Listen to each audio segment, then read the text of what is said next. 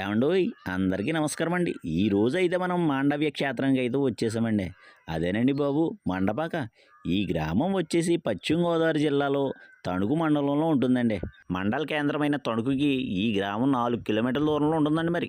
పవిత్ర శివకేశవ క్షేత్రాలను కలిగి ఉన్న ఈ ప్రదేశంలో మాండవ్య మహాముని తపస్సు చేసేవారని, ఆ మహాముని పేరు మీదనే ఒకప్పుడు ఈ యొక్క ఊరిని మాండవ్య క్షేత్రం అని పిలిచేవారండి మరి.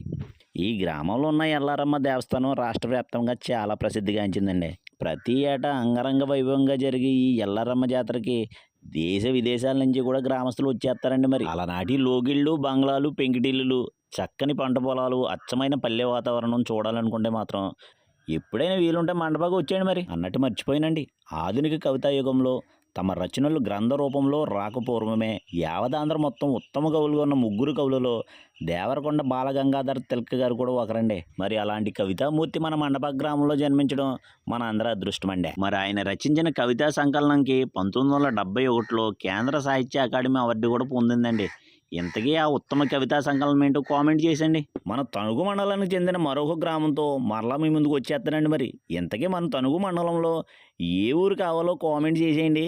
కామెంట్లలో ఎక్కువ ఏ ఊరి పేరు వస్తే ఆ ఊరినైతే నెక్స్ట్ వీడియోలో చూపించేద్దామండి మరి. ఉంటానండి మరి. హాయ్.